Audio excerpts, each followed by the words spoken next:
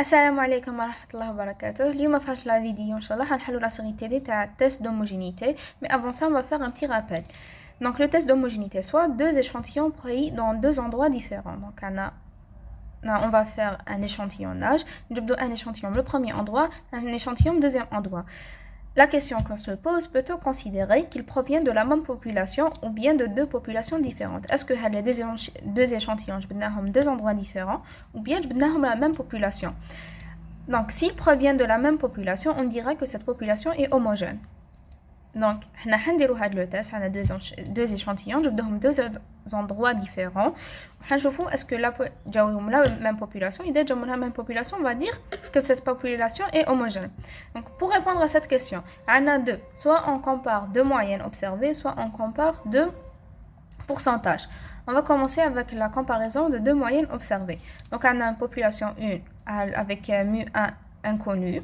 La moyenne est inconnue. Nous avons un échantillon de X bar ou S échantillon.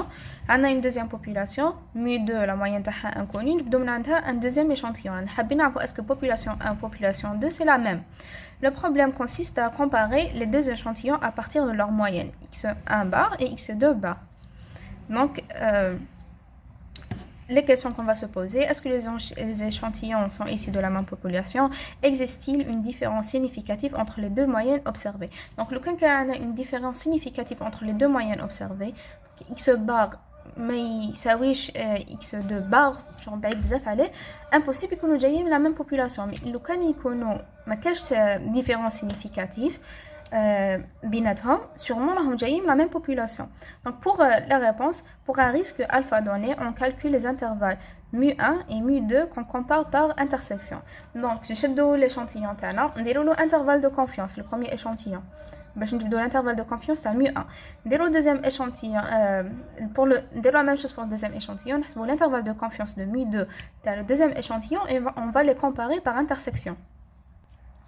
On a trois cas. Le premier cas, l'intervalle de confiance au risque alpha ta mu1 intersection l'intervalle de confiance au risque alpha ta mu2 est égal ensemble vide. Donc, هذه هي l'intervalle de confiance ta mu1 اللي فيها x1 تاعها. L'intervalle de confiance ta mu2 فيها x2 ما كاش حتى حاجة مشتركة بيناتهم. Alors, il existe une différence significative entre les deux moyennes au risque alpha. Donc, les deux échantillons ne sont pas pris de la même population. On a le deuxième cas. L'intervalle de confiance à mu1 intersection l'intervalle de confiance à mu2 n'égale pas l'ensemble vide. Donc, mais et avec x bar appartient à l'intervalle de confiance à mu2 et x2 bar appartient à l'intervalle de confiance à mu1. Donc, هاوليك l'intervalle de confiance à mu1 هاوليك l'intervalle de confiance à mu2.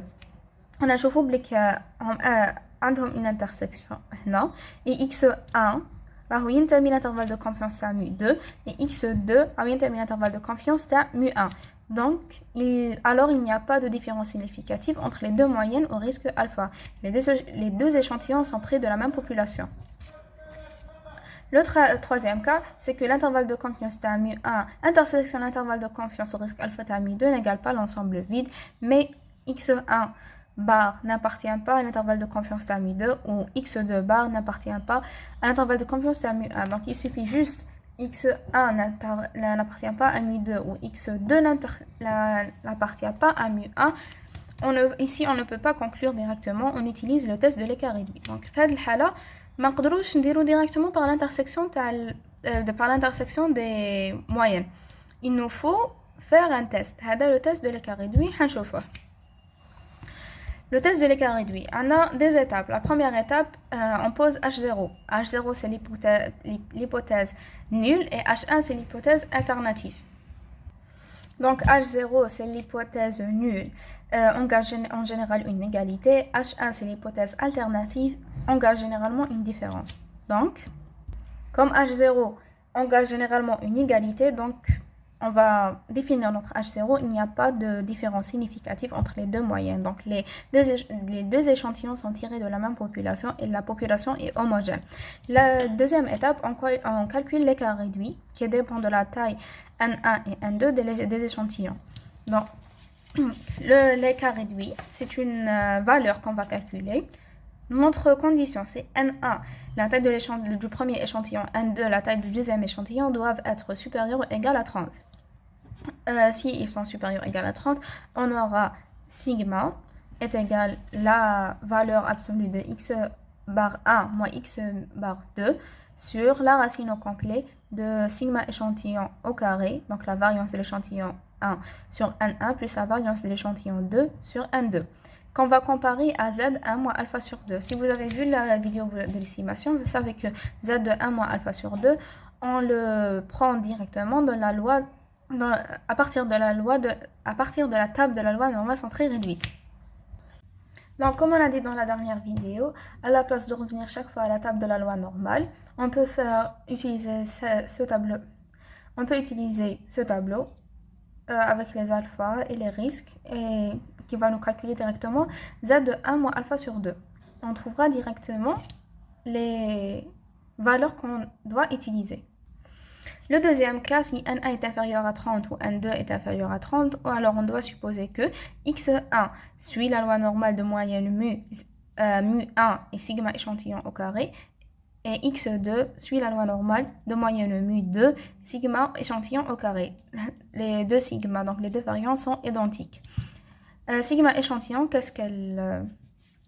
Donc, sigma échantillon est égal à la racine complète de n1 fois sigma échantillon 1 au carré plus n2 fois sigma échantillon 2 au carré sur n1 plus n2 moins 2. Et l'écart réduit, sigma est égal à x bar 1 moins x bar 2 fois sigma échantillon qu'on aura calculé sur racine de 1 sur n1 plus 1 sur n2. On va comparer cette fois à la table de la loi student au degré alpha et au degré de liberté n1 plus n2 moins 2. Donc, si sigma, l'écart réduit qu'on a, la valeur qu'on a calculée, est inférieure à z1 moins alpha sur 2 ou la loi de student n1 plus n2 moins 2, h0 est rejeté au risque alpha. Donc, il n'y a pas de différence. La différence n'est pas significative. Donc, les deux échantillons sont pris dans de la même population. Si sigma est supérieur à z1 moins alpha sur 2 ou à la loi de student, h0 est rejeté au risque alpha, donc la différence est significative. Les deux échantillons sont tirés de deux populations différentes. Deux petites remarques. La première, on peut directement procéder par le test de l'écart réduit à la place de faire les intervalles de confiance. Si n1 inférieur à 30 ou n2 inférieur à 30, le test n'est pas applicable que si la variable étudiée suit la loi normale de la même variance sigma échantillon pour les deux populations. Le deuxième cas, c'est la comparaison de deux pourcentages aux deux proportions observées. Donc, on a une population numéro 1, elle a la proportion inconnue. On va tirer un échantillon qui aura f échantillon Ka sur N1. La même chose pour une deuxième population. On va tirer un deuxième échantillon. On va calculer f échantillon est égal à K2 sur N2. On va poser la question, est-ce que les deux échantillons sont tirés de la même population? On procède exactement de la même manière jusqu'au test de l'écart réduit où seule la formule est changée. Donc, on peut faire la même chose avec des intervalles de confiance. On va faire leur intersection et on va voir dans le cas que x1 appartient à l'intervalle de confiance de mu2, x2 appartient à l'intervalle de confiance de mu1 et on va faire nos observations. Sinon, on va procéder au test de l'écart réduit où la formule est changée. On pose H0, l'hypothèse nulle, il n'y a pas de différence significative entre les deux pourcentages observés. On calcule sigma est égal à la valeur absolue de P échantillon 1, F échantillon 1 moins F échantillon 2 sur la racine complète de P échantillon, soit 1 moins P échantillon sur 1 sur N1 plus 1 sur N2. P échantillon est égal à N1 fois F échantillon 1 plus N2 fois F échantillon 2 sur N1 plus N2. Avec des conditions, n fois P fois F échantillon 1 supérieur ou égal à 5, n1 fois 1 moins F échantillon 1 supérieur ou égal à 5, la même chose pour n2. On va comparer sigma calculé avec z de 1 moins alpha sur 2. Si sigma calculé est inférieur à z1 moins alpha sur 2, h0 est non rejeté au risque alpha, la différence n'est pas significative. Les deux échantillons appartiennent à la même population. Si sigma est supérieur à z1 moins alpha sur 2, h0 est rejeté au risque alpha et la différence est significative. On a terminé avec les lois qu'il faut apprendre, on va passer aux applications. Le premier exercice, on prélève au hasard deux échantillons d'individus, l'un au milieu urbain et l'autre au milieu rural. On évalue le rythme cardiaque au repos X. Pour chaque individu, on obtient. Donc, on a deux échantillons.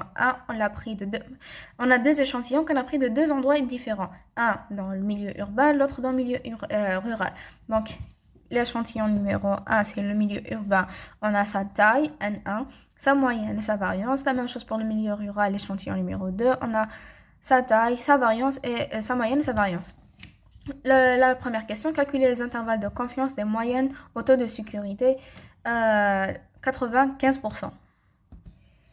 Donc, l'intervalle de confiance de la moyenne au seuil de confiance 95%. Dans mu1 pour le milieu urbain, on a n est égal à 100, c'est supérieur à 30. On a x bar et on a sigma prime. S prime, c'est la variance de l'échantillon. Donc, on est dans le cas que sigma de la population est inconnu et n est supérieur à 30. Donc, l'intervalle de confiance est égal à x bar plus ou moins h. H, c'est z de 1 moins alpha sur 2 fois la racine complète de s au carré sur n moins 1. Ou s prime au carré sur n moins 1. Si on a fait s au carré sur n, on aurait calculé s au carré est égal à n sur n moins 1 fois s prime. Mais pour faciliter les calculs, on utilise S' de l'échantillon qu'ils nous ont donné sur n-1. On calcule, on trouve l'intervalle de confiance de mu1. La même chose pour le milieu rural, on calcule, on trouve l'intervalle de confiance. Passons à la question numéro 2. Peut-on conclure que le rythme cardiaque au repos augmente significativement en milieu urbain? Faire le test approprié, c'est nécessaire. Donc, il nous demande s'il y a une différence significative entre le milieu urbain et le milieu rural. S'il y aura une différence, donc le rythme cardiaque au milieu rural sera supérieur au milieu urbain, ou le contraire. S'il provient de la même population ou s'ils sont les mêmes, il n'y a pas de différence significative, le rythme cardiaque dans le milieu urbain est égal le rythme cardiaque au milieu rural. Donc, on fait la première étape, on pose H0. Le rythme cardiaque au repos n'augmente pas significativement au milieu urbain. Donc, il n'y a pas de différence significative. On a deux méthodes, soit par l'écart réduit, soit par l'intervalle de confiance. Comme on a calculé les intervalles de confiance, on va faire l'intersection des intervalles de confiance et on va trouver que ça n'égale pas, l'ensemble vide et x1 bar est égal à 80 n'appartient pas à l'intervalle de confiance de mu2, donc on ne peut pas conclure, donc il faut faire le test approprié, c'est le test de l'écart réduit. Donc, le test de l'écart réduit, on a n1 supérieur à 30 et n2 supérieur à 30, donc on peut directement calculer sigma est égal à la valeur absolue de x1 bar moins x2 bar sur la racine complète de sigma au carré, donc la variance de l'échantillon 1 sur n1 plus la variance de l'échantillon 2 sur n2. On calcule, on trouve 1,73. On risque alpha est égal à 5%, z de 1 moins alpha sur 2, on va trouver, en utilisant la table de la loi normale ou le tableau récapitulatif, on va trouver 1,96. Donc 1,96, sigma est inférieur à 1,96. Donc H0 est non rejeté au risque alpha. Il n'y a pas de différence significative. Donc le rythme cardiaque n'augmente pas en milieu rural. La question 3, peut-on répondre directement à la question précédente au risque alpha est égal à 1%? La réponse est oui, on peut, parce qu'on a pour alpha est égal à 1%, z de 1 moins alpha sur 2 est égal à 2,58. Donc, sigma est inférieur à 2,58. H0 est non rejeté au risque alpha est égal à 1%. Si H0 est rejeté au risque alpha, donc elle est rejetée au risque alpha prime inférieur à alpha. Donc, comme alpha est rejeté au risque 5%, donc elle est directement rejetée au risque alpha prime est égal à 1%. La question numéro 4. On suppose que les deux échantillons ont la même taille n. Donc, on a la même taille n et que les moyennes et les variances restent inchangées. Trouvez la valeur minimale de n qui permettra d'affirmer que le rythme cardiaque sont en moyenne significativement différents. Répondre en utilisant le test de l'écart réduit et le recouvrement par intervalle de confiance. Donc, on va faire juste le test de l'écart réduit parce que c'est plus simple, ça prend moins de temps. Déjà, la question numéro 5, c'est comparer les deux tailles obtenues. Quelle méthode est-elle la plus raisonnable à choisir, on va trouver que la méthode la plus raisonnable à choisir, c'est le test de l'inter réduit. Car il faudra calculer l'intervalle de confiance de mu1 et l'intervalle de confiance de mu2 et faire l'intersection et trouver si x bar appartient à l'intervalle de confiance de mu1, si x bar intervient à l'intervalle de confiance de mu2, ça en supposant. Donc, mais si on utilise les cas réduits, on aura directement la valeur de n qu'il nous faut, la valeur minimale de n. Pour que les moyens soient significativement différents, donc le test de l'écart réduit, on va prendre alpha, le risque est égal à 5%, comme on a dit. Lorsqu'il ne nous donne pas le risque d'erreur, on le prend toujours 5%, c'est le meilleur risque à prendre. Donc il nous faudra que la valeur de l'écart réduit, du test de l'écart réduit, soit supérieure ou égale à 1,96. Donc on va faire au carré des deux côtés, on trouvera x bar 1 moins x bar 2 au carré sur SA' plus S2' sur n, parce que نفس المقام supérieur ou égal à 1,96 au carré. Donc x bar 1 moins x bar 2 sur SA plus S2 au carré fois n supérieur ou égal à 1,96 au carré. On prend n ici et on descend 1,96. Donc on trouvera n doit être inférieur ou égal à x1 bar moins x2 bar au carré sur S1' au carré plus S2' au carré fois 1,96 au carré. Il nous reste juste à faire l'application numérique. On passe à l'exercice numéro 2, les statistiques de la maternité d'un hôpital dans le poids du nouveau-né par sexe, en garçons et filles. Donc, on a dans un hôpital deux populations, deux échantillons, l'échantillon des garçons, l'échantillon des filles. Ils nous ont donné la moyenne et l'écart type. Peut-on déduire que ces données ont peut-on déduire de ces données une différence significative du poids suivant le sexe des nouveau-nés au taux de sécurité 90%. Donc, on a l'échantillon 1 des garçons, l'échantillon 2 des filles. On va calculer ou chercher s'il y a une différence significative entre le poids des nouveau-nés selon le sexe. Donc, on procède au test de l'écart réduit. On pose H0 l'hypothèse nulle, le poids moyen des deux sexes des nouveau-nés ne diffère pas significativement, il n'y a pas de différence. Donc, l'échantillon 1, N1 est égal à 15, X bar et S. Ils nous ont donné l'écart type S'1. La même chose pour l'échantillon numéro 2, ils nous ont donné la moyenne et l'écart type. On a N1 inférieur à 30 et N2 inférieur à 30. Donc, on calcule T, on ne calcule pas sigma. Et on calcule sigma échantillon. Donc, premièrement, on calcule sigma échantillon. On a sa loi, c'est la racine complète de N1 fois sigma échantillon 1 au carré plus N2 fois sigma échantillon 2 au carré sur N1 plus N2 moins 2. Sigma échantillon 1 au carré, c'est la même chose que S1'. C'est juste que la notation diffère. On calcule, on fait l'application numérique, on trouve sigma échantillon et on calcule T, c'est x1 bar moins x2 bar sur sigma échantillon qu'on a trouvé sur 1 sur N1 plus 1 sur N2, on trouve 0,29. On compare à la loi de Student au degré de liberté N1 plus N2 moins 2, donc c'est 15 plus 16 moins 2, c'est 29, au risque alpha 0,1, on utilise la table, donc on a le degré de liberté c'est 29, alpha est égal à 0,1, on trouve 1,699.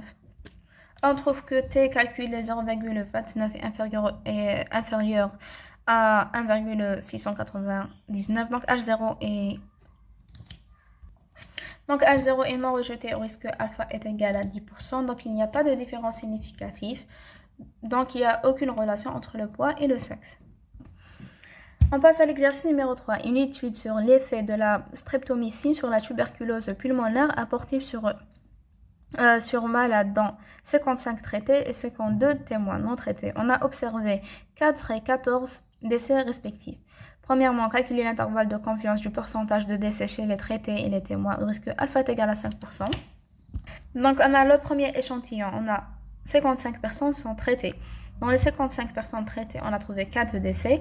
Dans l'échantillon numéro 2, 52 témoins, on a trouvé 14 décès. Donc, le but de ce test, c'est que trouver s'il y a une différence significative. Donc, si on traite les malades avec ce traitement, la streptomycine, est-ce que les nombres de décès diminuent? Donc, est-ce que la streptomycine est active sur cette maladie? Et est-ce que c'est un bon traitement ou non? Donc, on calcule premièrement l'intervalle de confiance de F1 de l'échantillon 1 et F2 de l'échantillon 2. P0 plus ou moins Q de 1 moins alpha Z de 1 moins alpha sur 2 fois racine complète de P0 fois 1 moins P0 sur 1 parce que 1 est supérieur à 30. On fait nos calculs, on trouve l'intervalle de confiance de F1, l'intervalle de confiance de F2. La deuxième question, en comparant ces intervalles, peut-on considérer que la streptomycine a un effet sur la maladie? Donc, on fait l'intersection entre l'intervalle de confiance de F1 de l'échantillon 1 et l'intervalle de confiance de l'échantillon 2. On trouve que ça est égal à l'ensemble vide. Donc, H0 est rejeté, risque alpha est égal à 5%. Donc, la streptomycine a un effet sur cette maladie. Si on a trouvé qu'il n'égale pas l'ensemble vide, donc H0 est rejeté, donc il n'y a pas de différence significative, donc le traitement n'aura pas d'effet. Mais comme on a trouvé H0 est rejeté, donc la streptomycine a un effet sur cette maladie. Le dernier exercice, l'exercice numéro 4. L'étude expérimentale d'un médicament a été pratiquée sur 100 malades. Donc, n est égal à 100 divisé par tirage au sort en deux groupes, A et B. Le groupe A, composé de 60 malades, a absorbé le médicament. Le groupe B, composé de 40 malades, n'a absorbé qu'un placebo. C'est un produit extérieurement identique. C'est un produit inactif extérieurement identique au médicament. Les résultats sont les suivants. Groupe A, 40 malades guéris. Groupe B, 20 malades guéris. Peut-on conclure de l'efficacité de ce médicament? On risque alpha est égal à 5%. Donc, dans cet exercice, on va comparer des proportions pour savoir s'il y a une différence significative. S'il y a une différence, dans le cas où il y a une différence significative, donc ce médicament a un effet. Dans le cas contraire, il n'a pas d'effet. Donc, n est égal à 100. On a le groupe A, l'échantillon numéro 1, NA est égal à 60. On a le nombre de guéris est égal à 40. Donc, on va calculer F1, la proportion, c'est 40 sur 60. Pour le groupe B, N2 est égal à 40. Donc, la taille, c'est 40. Il y avait 20 personnes guéries. Donc, 20 sur 40, 1 sur 2. On fait les conditions. N1 fois P1 supérieur à 5. N1 fois 1 moins F1 supérieur à 5. La même chose pour N2. On calcule le sigma est égal à la valeur absolue de P échantillon 1 moins P échantillon 2 sur la racine au carré de P échantillon fois 1 moins P échantillon fois 1 sur N1 plus 1 sur N2. Mais d'abord, on calcule P échantillon. C'est juste des applications des lois. C'est N1 fois P échantillon F échantillon 1 plus N2 fois F échantillon 2 sur N1 plus N2. On fait l'application numérique. On trouve que Z est égal à 1,67. Notre Z, on le trouve 1,96. On trouve que 1,67 inférieur à 1,96. Donc, H0 est non rejeté au risque alpha est égal à 5%. Donc, il n'y a pas de différence significative. Donc, le médicament n'est pas actif sur la maladie. Donc, prendre un médicament ou prendre un produit inactif provient de la même population. Il n'y a pas de différence entre eux. Donc, le médicament n'est pas actif. Et à la fin, on a terminé la série des deux tests d'homogénéité. J'espère que ça vous a aidé dans votre révision. Bonne chance.